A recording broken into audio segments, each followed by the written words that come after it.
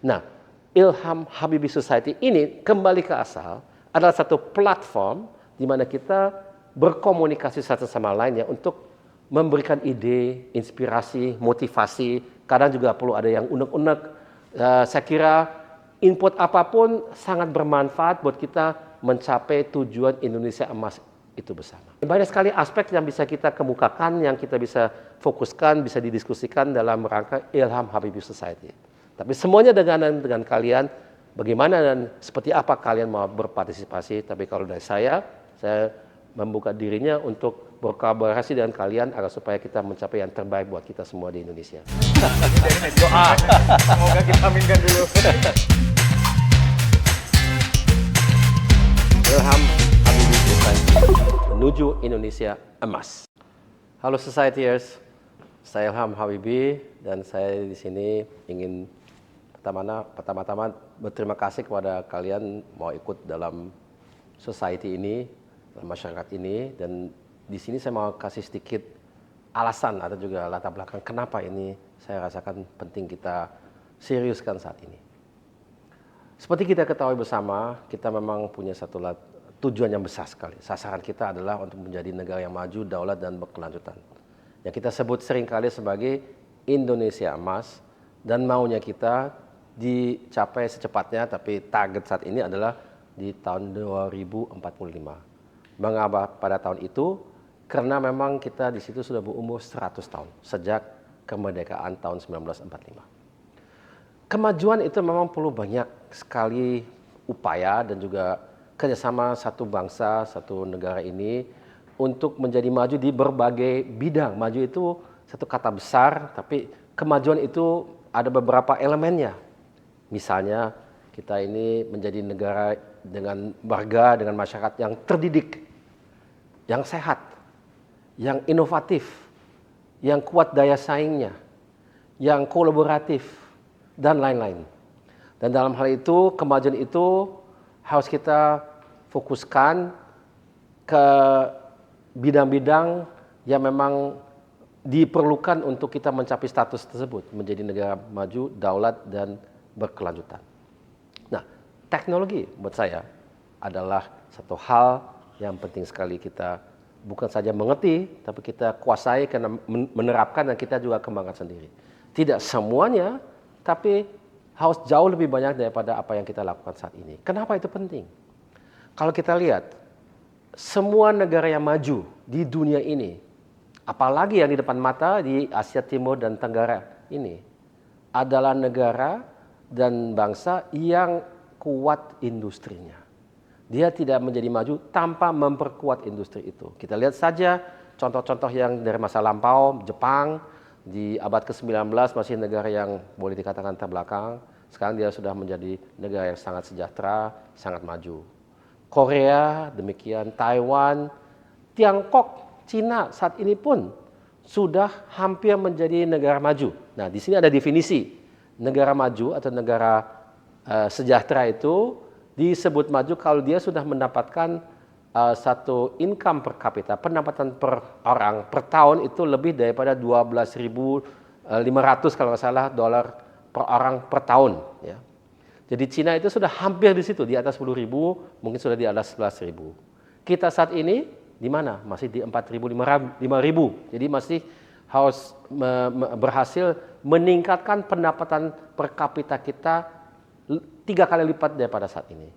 Nah, proyeksi pemerintah memang katanya bisa diraih, bisa dicapai kalau kita mempunyai satu pertumbuhan ekonomi lebih daripada 7% bahkan 8% per tahun untuk beberapa saat ke depan. Nah, saat ini kita memang masih di 5% dan dalam dasar-dasar yang lampau ini kita memang kurang lebih di 5%. Kenapa tidak bisa lebih saat ini? Karena kita belum punya industri yang kuat. Karena industri itulah yang membuat perbedaan di antara negara yang bisa berkembang karena dia konsumsinya baik, atau dia punya ekspor dari komoditasnya baik, atau dia punya investasi dari pemerintah yang besar juga untuk membangun infrastruktur, itu juga ada dampak kepada pertumbuhan ekonomi itu. Tapi yang kita harus tekankan, harus kita majukan untuk menjadi negara maju dengan pendapatan per kapita yang tinggi di atas 12.000 itu adalah industri. Semua negara-negara yang kita kenal di Asia Timur dan Tenggara melalui proses yang sama. Kenapa Indonesia harus berbeda? Saya kira tidak ada perkecualian buat kita. Mau tidak mau, kita juga harus menempuh jalan yang sama. Namun demikian, seperti apa kita harus membayangkan industri kita di depan? Banyak orang bertanya itu kepada saya, Pak Ilham, bagaimana itu dengan industri? Kelihatannya industri kita daya saingnya sangat lemah saat ini. Kita seringkali tidak bisa melawan import yang ada di luar negeri karena dengan berbagai alasan. Kita terlalu mahal, kita tidak lengkap, ada banyak bolong di sini-situ, SDM kita tidak unggul dan sebagainya. Banyak alasan. Tapi di lain pihak kita mau menjadi kuat. Jadi apa yang harus kita lakukan? Kalau di dalam benak saya ada beberapa ide terkait dengan ini. Kita tahu bahwasanya saat ini kita juga selain daripada mau menjadi negara maju, daulat dan sejahtera dan berkelanjutan, kita juga punya komitmen terhadap yang kita sebut sebagai net zero. Net zero itu adalah kita tidak lagi berkontribusi kepada penambahan CO2 di masa mendatang. Satu ketika, dan itu adalah komitmen kita sebagai negara dan bangsa adalah 2060. Nah, ini satu kesempatan sebetulnya adalah untuk kita membuat industri kita justru sesuai dengan apa yang kita lihat ke depan. Jadi harus bukan saja ramah lingkungan, tapi dia harus netral terhadap karbon gitu ya. Nah, ini ada dampak juga kepada cara kita berkonsumsi. Kalau di masa lampau kita punya produk, kita menggunakannya satu ketika dia kadaluarsa kita buang saja. Kedepannya kalau kita sudah membuat produk, kita harus memikirkan produk itu diapakan kalau dia sudah tidak lagi digunakan lagi. Nah, itu kita sebut sebagai apa? Ekonomi sirkular. Jadi di awal proses itu harus kita sudah pikirkan. Apa saja yang kita bisa lakukan dengan produk tersebut kalau dia sudah kadaluarsa. Nah, ini prinsip-prinsip yang kita harus kuatkan di industri kita, dan kesempatannya adalah sekarang, dan kita punya industri toh harus kita perkuat daya saingnya, dan oleh karena itu inilah waktunya untuk kita memikirkan kembali pola industri berkembang dia ke depannya seperti apa. Kalau dari awal kita sudah mengacu, atau bukan dari awal sekali, tapi sekarang ini kita mulai mengubah bentuk daripada industri kita seperti itu, maka masa depan kita cerah. Jadi banyak job-job juga akan diadakan karena kita mengubah struktur daripada industri itu sendiri. Aspek keduanya, saya kira teman-teman udah pasti tahu, yang kedua apa? Digitalisasi. Digitalisasi agak beda dengan yang tadi. Tadi saya bicara mengenai industri yang membuat barang-barang kita yang bukan virtual atau bukan software, hardware, tapi itu yang pada umumnya gitu ya. Tapi yang kalau digital itu adalah satu industri itu sendiri, dan juga adalah satu teknologi yang punya dampak kepada semua sektor industri lainnya. Saya kasih contoh. Misalnya kita juga pernah dengar bahwasannya data is the new oil, atau data itu adalah punya nilai seperti minyak dan gas di masa lampau.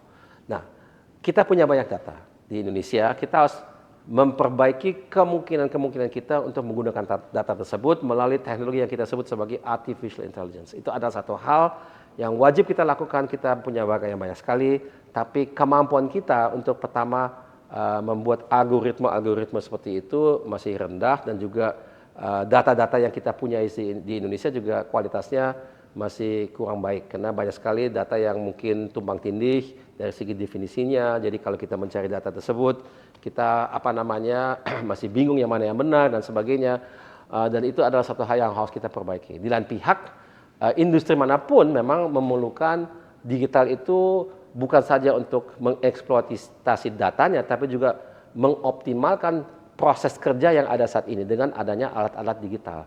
Komputer cuma satu alat, tapi yang lain misalnya kita menggunakan teknologi terkait dengan keamanan.